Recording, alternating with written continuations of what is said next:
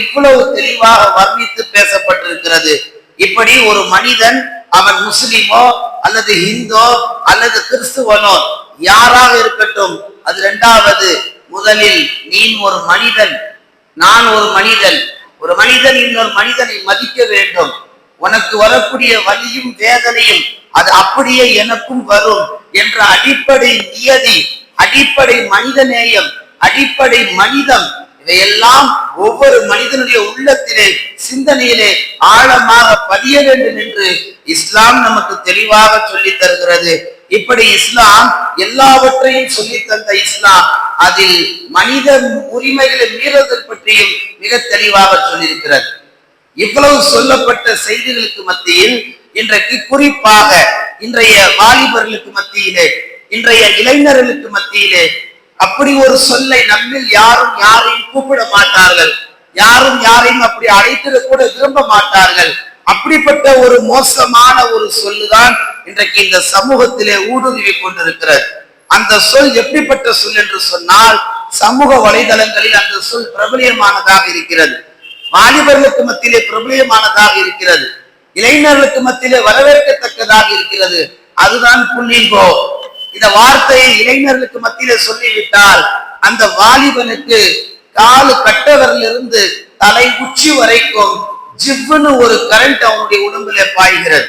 அந்த வார்த்தையுடைய அர்த்தம் என்ன என்பதை நீங்களே சமூக வலைதளங்களில் சென்று ஆய்வு செய்து பார்த்தால் அந்த வார்த்தைக்கான அர்த்தம் கடும் மோசமாக சொல்லப்பட்டிருக்கிறது. இந்த புள்ளிகோ என்ற இந்த வார்த்தை இருக்கிறது, இது வட சென்னையினுடைய ஒரு பாஷை. அந்த பகுதியில் உள்ளவர்கள் பேசக்கூடிய ஒரு அடைமொழி. அந்த வார்த்தைக்கான நேரடி அர்த்தம் என்னென்று நீங்கள் ஆய்வு செய்தால் அந்த வார்த்தைக்கான அர்த்தங்கள் எல்லாம் வன்மையான மோசமான ஒரு சொல் என்பதாக சொல்லப்படுகிறது. அதாவது அப்படிப்பட்ட அந்த வார்த்தையை பயன்படுத்தக்கூடிய வாலிபர்கள் தங்களுடைய தலைமுடிகளை மோசமான ஒரு பரதேசி நிலையில வைத்திருப்பார்கள். தங்களுடைய ஆடைகள் மோசமான நிலையில் இருக்கும். தங்களுடைய பேச்சுக்கள் கேவலமான நிலையில் இருக்கும். தங்களுடைய ஒவ்வொரு செயல்பாடுகளும் சமூகத்தில் அருவருக்கத்தக்கதானதாக இருக்கும். இந்த வார்த்தை 2019ஆம் ஆண்டு சமூக வலைதளங்களிலே பதிவேற்று செய்யப்பட்டு இன்றைக்கு வரைக்கும் வாலிப சமூகத்திடத்திலே புள்ளிங்கோ என்ற வார்த்தையை சொன்னாலே போதும், எல்லாரும் அதை வார்த்தையை கொண்டு உற்சாகத்துடைய உச்சத்திலே போய்விடுகிறார்கள். உண்மையிலே அந்த வார்த்தைக்கு நல்ல அர்த்தமாக இருந்தால் உலகமே அந்த வார்த்தையை தூக்கி கொண்டாலும் போற்றும். ஆனால் அந்த வார்த்தையுடைய அர்த்தம் படும் மோசமானது, கொச்சையானது. அந்த வார்த்தைக்கான நேரடி அர்த்தம் என்னன்னா, கெட்டவன், கேடு கட்டவன், மோசமானவன், அருவருக்கத்தக்கவன், எல்லா கெட்ட பழக்கம் உடையவன், எல்லா கெட்ட தன்மைகளும் சிந்தனைகள் உடையவன் என்றெல்லாம் அந்த வார்த்தைக்கு அர்த்தங்கள் சமூக வலைதளங்களிலே பார்க்க முடிகிறது. இந்த வார்த்தையுடைய பின்னணி என்னன்னு கேட்டீங்கன்னா, புள்ளிங்கோவால் மனித உரிமைகள் இன்றைக்கு மீறல் பட்டிருக்கு. கொஞ்ச நஞ்ச மனித உரிமை மீறப்படல, உச்சத்தை தாண்டி ஒரு மனிதனுக்கான அடிப்படை சுதந்திரம் இந்த மண்ணில இல்லாமல் போய்விட்டது. அன்பார்ந்தவர்களே, ஒரு கோழிய கத்தல் செய்யக்கூடியவன், ஒரு ஆட்டை கத்தல் செய்யக்கூடிய இடத்துல கூட ஒரு மனித நேயம் இருக்கும். ஒரு வாயில்லா பிராணி நாம் அறுக்கிறோம் என்ற ஒரு இரக்க தன்மை இருக்கும். கொஞ்சம் கூட ஈவு இரக்க தன்மை இல்லாத, மனித பிறவில சேர்த்திட முடியாத ஒரு மோசமான குணம் கொண்ட நிலைதான் இன்றைக்கு தமிழகத்திலே படும் மோசமான நிலைகள் உருவாயிருக்கிறது. கடந்த ஒரு வாரத்திற்கு முன்னால் திருத்தணியில நடந்த சம்பவம் நம் எல்லோருக்கும் தெரிந்திருக்கும் என்று நான் நினைக்கிறேன்.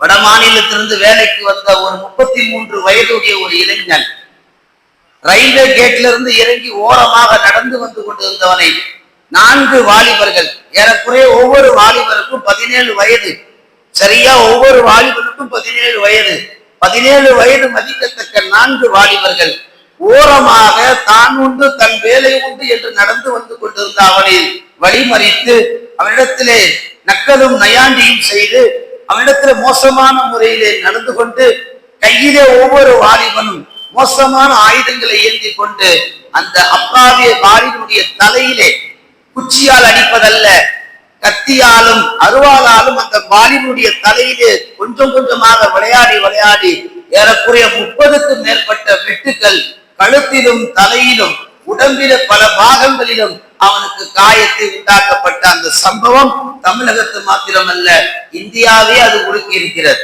அரசியல் உள்ள எல்லா தலைவர்களும் இந்த நிலையை வன்மையாக கண்டனம் தெரிவித்திருக்கிறார்கள். ஒவ்வொரு மனிதனும் இது மிருகத்தன்மை செயல் என்பதாக தங்கள் கண்டனத்தை சமூக வலைதளங்களில் பதிவிட்டு வந்து கொண்டிருக்கிறார்கள். இப்படிப்பட்ட ஒரு அசாதாரண சூழலுக்கு மத்தியில் தான் இன்றைக்கு நாம் எல்லாம் வாழ்ந்து கொண்டிருக்கிறோம். அன்பார்ந்தவர்களே, மனித உரிமையை மீறுவது என்பது இஸ்லாம் எந்த காலத்திலும் அனுமதித்தது கிடையாது. மனித உரிமைகளை மீறப்படக்கூடிய ஒரு சூழல் எங்கு வந்தாலும் இஸ்லாம் அங்கு தலை தூக்கி பேசும். இது அநியாயம், இது அக்கிரமம், இது செய்யவே கூடாது என்று உலகத்தில பிற சமயம் பேசுவதற்கு முன்னால் இஸ்லாம் முதலிலே தன்னுடைய குரலை பதிவு செய்கிறது. அன்பார்ந்தவர்களே, டிசம்பர் 10 வந்துட்டா ஹியூமன் ரைட்ஸ் டே, அதாவது மனித உரிமை சுதந்திர தினம் என்பதாக கொண்டாடப்படுகிறது.